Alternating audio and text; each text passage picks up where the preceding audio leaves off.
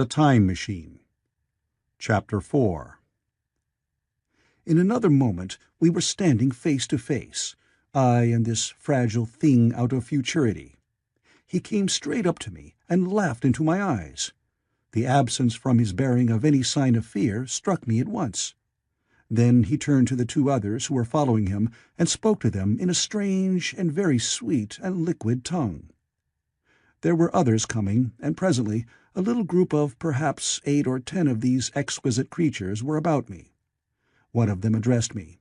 It came into my head, oddly enough, that my voice was too harsh and deep for them. So I shook my head, and pointing to my ears, shook it again.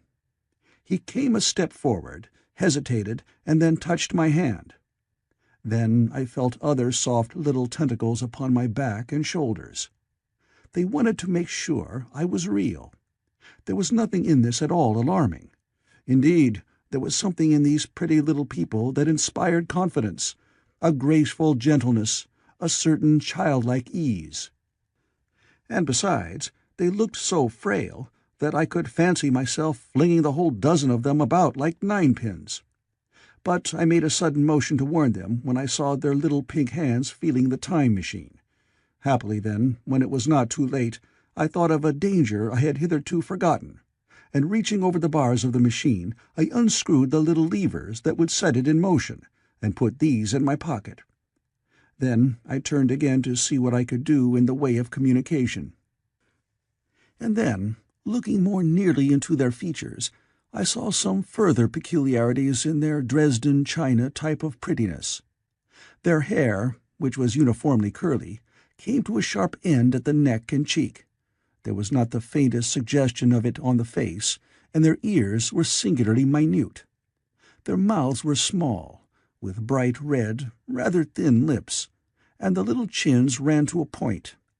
The eyes were large and mild, and, this may seem egotism on my part, I fancied even that there was a certain lack of the interest I might have expected in them.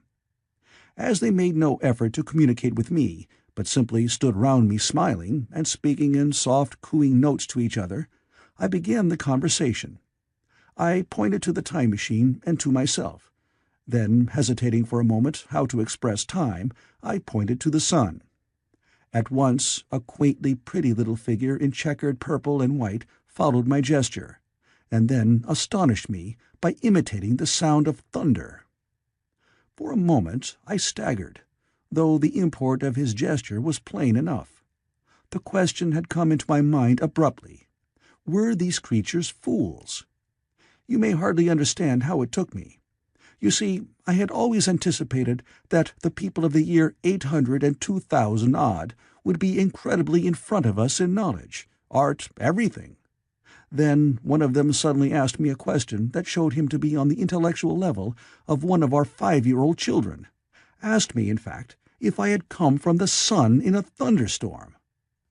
It let loose the judgment I had suspended upon their clothes, their frail light limbs and fragile features. A flow of disappointment rushed across my mind. For a moment I felt that I had built the time machine in vain. I nodded, pointed to the sun, and gave them such a vivid rendering of a thunderclap as startled them. They all withdrew a pace or so and bowed. Then came one laughing towards me, carrying a chain of beautiful flowers altogether new to me, and put it about my neck. The idea was received with melodious applause, and presently they were all running to and fro for flowers, and laughingly flinging them upon me, until I was almost smothered with blossom. You who have never seen the like can scarcely imagine what delicate and wonderful flowers countless years of culture had created. Then someone suggested that their plaything should be exhibited in the nearest building, and so I was led past the Sphinx of white marble, which had seemed to watch me all the while with a smile at my astonishment, towards a vast grey edifice of fretted stone.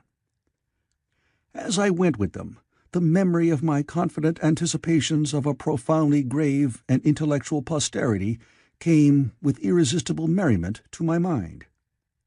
The building had a huge entry, and was altogether of colossal dimensions. I was naturally most occupied with the growing crowd of little people, and with the big open portals that yawned before me, shadowy and mysterious.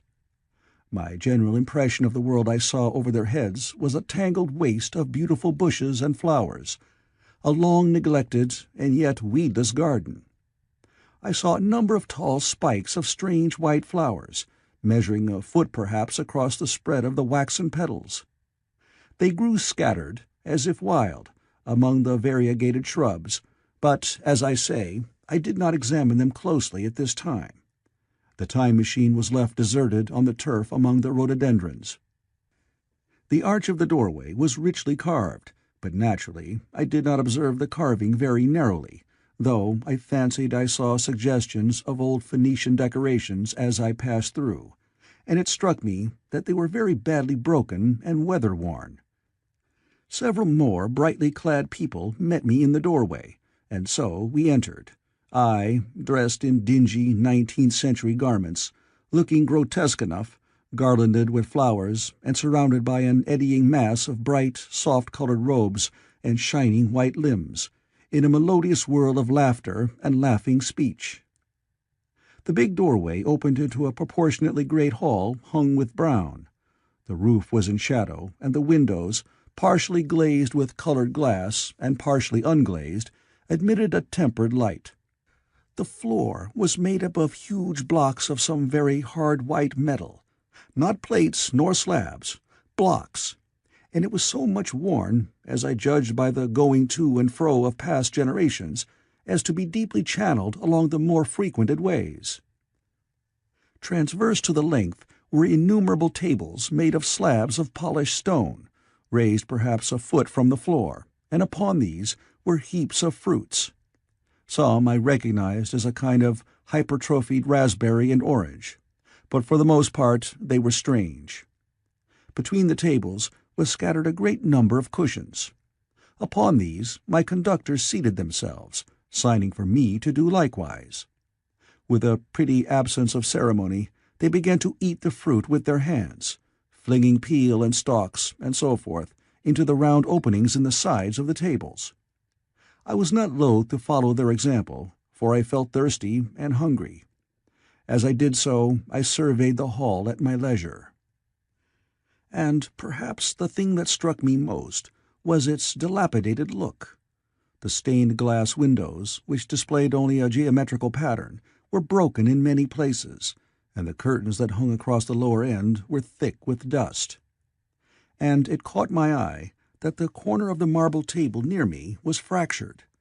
Nevertheless, the general effect was extremely rich and picturesque. There were perhaps a couple of hundred people dining in the hall, and most of them, seated as near to me as they could come, were watching me with interest, their little eyes shining over the fruit they were eating. All were clad in the same soft and yet strong silky material. Fruit, by the by, was all their diet. These people of the remote future were strict vegetarians, and while I was with them, in spite of some carnal cravings, I had to be frugivorous also. Indeed, I found afterwards that horses, cattle, sheep, dogs had followed the ichthyosaurus into extinction. But the fruits were very delightful. One, in particular, had seemed to be in season all the time I was there. A flowery thing in a three-sided husk was especially good, and I made it my staple. At first I was puzzled by all these strange fruits, and by the strange flowers I saw, but later I began to perceive their import. However, I am telling you of my fruit dinner in the distant future now. So soon as my appetite was a little checked, I determined to make a resolute attempt to learn the speech of these new men of mine. Clearly, that was the next thing to do. The fruits seemed a convenient thing to begin upon, and holding one of these up, I began a series of interrogative sounds and gestures. I had some considerable difficulty in conveying my meaning. At first, my efforts met with a stare of surprise or inextinguishable laughter, but presently a fair-haired little creature seemed to grasp my intention and repeated a name. They had to chatter and explain the business at great length to each other, and my first attempts to make the exquisite little sounds of their language caused an immense amount of amusement. However, I felt like a schoolmaster amidst children, and persisted, and presently I had a score of noun substantives at least at my command. And then I got to demonstrate pronouns, and even the verb to eat. But it was slow work, and the little people soon tired and wanted to get away from my interrogations, so I determined, rather of necessity, to let them give their lessons in little doses when they felt inclined. And very little doses I found they were before long, for I never met people more indolent or more easily fatigued. A queer thing I soon discovered about my little hosts, and that was their lack of interest. They would come to me with eager cries of astonishment, like children, but, like children, they would soon stop examining me and wander away after some other toy. The dinner and my conversation beginnings ended, I noted for the first time that almost all those who had surrounded me at first were gone. It is odd, too, how speedily I came to disregard these little people. I went out through the portal into the sunlit world again as soon as my hunger was satisfied. I was continually meeting more of these men of the future, who would follow me at a little distance, chatter and laugh about me, and, having smiled and gesticulated in a friendly way, leave me again to my own devices. The calm of evening was upon the world as I emerged from the great hall, and the scene was lit by the warm glow of the setting sun. At first things were very confusing. Everything was so entirely different from the world I had known, even the flowers. The big building I had left was situated on the slope of a broad river valley, but the Thames had shifted perhaps a mile from its present position. I resolved to mount to the summit of a crest perhaps a mile and a half away, from which I could get a wider view of this our planet in the year 802,701 A.D. For that, I should explain, was the date the little dials of my machine recorded. As I walked, I was watched for every impression that could possibly help to explain the condition of ruinous splendor in which I found the world, for ruinous it was. A little way up the hill, for instance, was a great heap of granite, bound together by masses of aluminium, a vast labyrinth of precipitous walls and crumpled heaps, amidst which were thick heaps of very beautiful pagoda-like plants, nettles possibly, but wonderfully tinted with brown about the leaves, and incapable of stinging.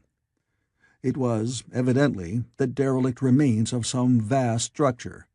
To what end built, I could not determine. It was here that I was destined, at a later date, to have a very strange experience, the first intimation of a still stranger discovery, but of that I will speak in its proper place. Looking round with a sudden thought, from a terrace on which I rested for a while, I realized that there were no small houses to be seen. Apparently, the single house, and possibly even the household, had vanished.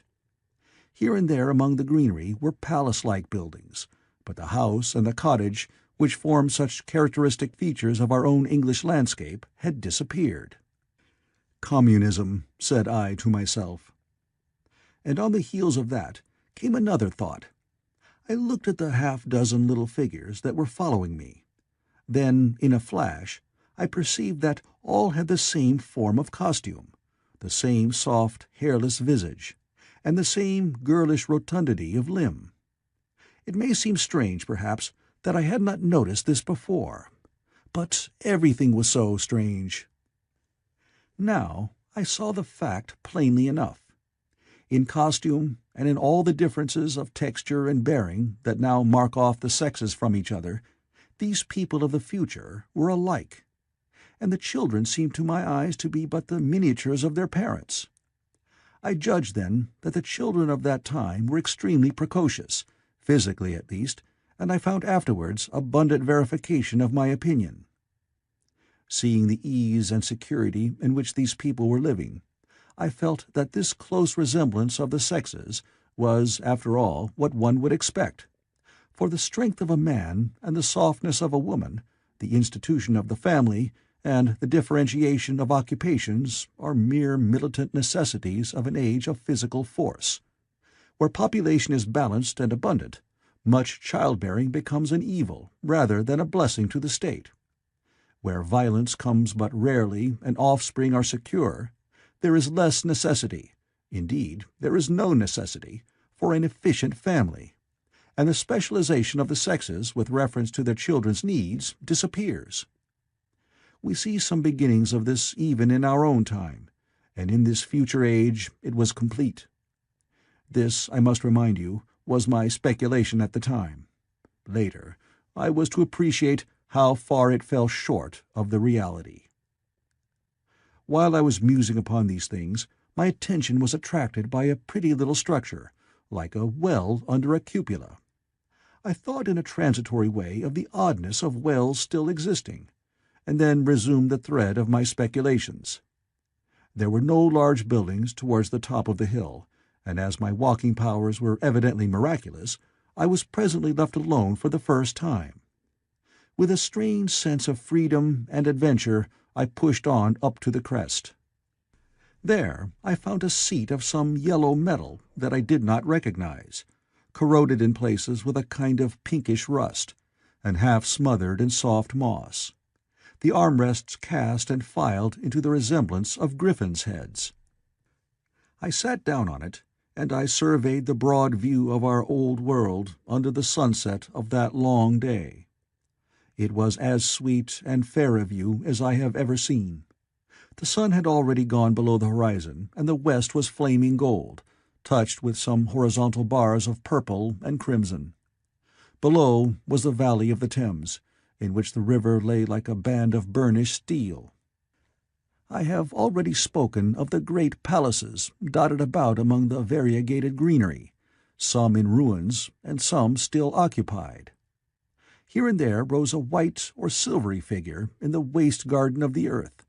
Here and there came the sharp vertical line of some cupola or obelisk. There were no hedges, no signs of proprietary rights, no evidences of agriculture. The whole earth had become a garden.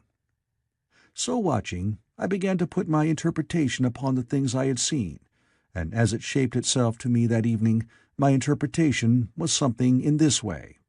Afterwards, I found I had got only a half-truth, or only a glimpse of one facet of the truth. It seemed to me that I had happened upon humanity upon the wane. The ruddy sunset set me thinking of the sunset of mankind. For the first time, I began to realize an odd consequence of the social effort in which we are at present engaged. And yet, come to think, it is a logical consequence enough. Strength is the outcome of need. Security sets a premium on feebleness. The work of ameliorating the conditions of life, the true civilizing process that makes life more and more secure, had gone steadily on to a climax. One triumph of a united humanity over nature had followed another. Things that are now mere dreams had become projects deliberately put in hand and carried forward. And the harvest was what I saw. After all, the sanitation and the agriculture of today are still in the rudimentary stage. The science of our time has attacked but a little department of the field of human disease, but even so, it spreads its operations very steadily and persistently. Our agriculture and horticulture destroy a weed just here and there, and cultivate perhaps a score or so of wholesome plants, leaving the greater number to fight out a balance as they can. We improve our favorite plants and animals, and how few they are, gradually by selective breeding. Now a new and better peach, now a seedless grape, now a sweeter and larger flower, now a more convenient breed of cattle. We improve them gradually, because our ideals are vague and tentative, and our knowledge is very limited. Because nature too is shy and slow in our clumsy hands. Some day all this will be better organized and still better. That is the drift of the current in spite of the eddies. The whole world will be intelligent, educated, and cooperating. Things will move faster and faster towards the subjugation of nature. In the end, wisely and carefully, we shall readjust the balance of animal and vegetable to suit our human needs. This adjustment, I say, must have been done, and done well, done indeed for all time, in the space of time across which my machine had leaped. The air was free from gnats, the earth from weeds or fungi. Everywhere were fruits and sweet and delightful flowers. Brilliant butterflies flew hither and thither. The ideal of preventive medicine was attained. Diseases had been stamped out. I saw no evidence of any contagious diseases during all my stay. And I shall have to tell you later that even the processes of putrefaction and decay had been profoundly affected by these changes. Social triumphs, too, had been effected. I saw mankind housed in splendid shelters, gloriously clothed, and as yet I had found them engaged in no toil. There were no signs of struggle, neither social nor economical struggle. The shop, the advertisement, traffic, all that commerce which constitutes the body of our world, was gone. It was natural on that golden evening that I should jump at the idea of a social paradise. The difficulty of increasing population had been met, I guessed, and population had ceased to increase. But with this change in condition comes inevitably adaptations to the change.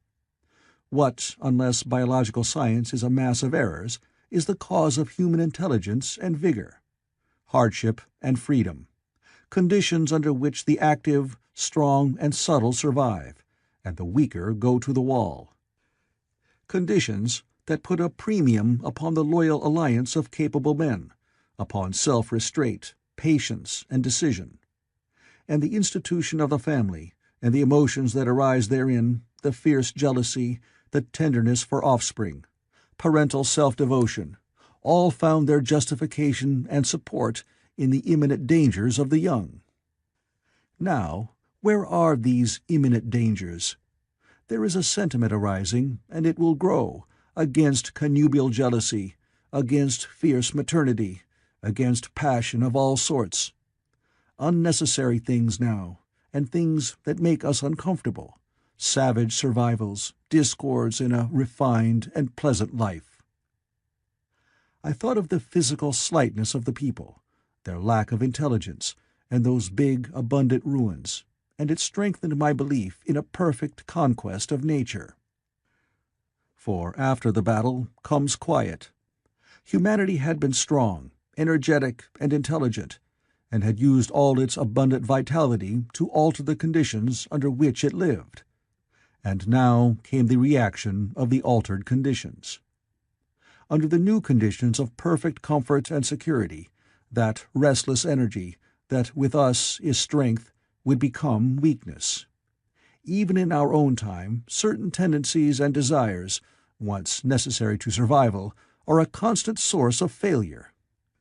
Physical courage and the love of battle, for instance, are no great help, may even be hindrances, to a civilized man. And in a state of physical balance and security, power, intellectual as well as physical, would be out of place. For countless years I judged there had been no danger of war or solitary violence, no danger from wild beasts, no wasting disease to require strength of constitution, no need of toil. For such a life, what we should call the weak are as well equipped as the strong, are indeed no longer weak. Better equipped indeed they are, for the strong would be fretted by an energy for which there was no outlet. No doubt the exquisite beauty of the buildings I saw was the outcome of the last surgings of the now purposeless energy of mankind, before it settled down into perfect harmony with the conditions under which it lived, the flourish of that triumph which began the last great peace. This has ever been the fate of energy in security. It takes to art and to eroticism, and then come languor and decay. Even this artistic impetus would at last die away, had almost died in the time I saw. To adorn themselves with flowers, to dance, to sing in the sunlight, so much was left of the artistic spirit, and no more. Even that would fade in the end into a contented inactivity. We are kept keen on the grindstone of pain and necessity, and it seemed to me that here was that hateful grindstone broken at last. As I stood there in the gathering dark, I thought that in this simple explanation I had mastered the problem of the world, mastered the whole secret of these delicious people. Possibly the checks they had devised for the increase of population had succeeded too well, and their numbers had rather diminished than kept stationary. That would account for the abandoned ruins.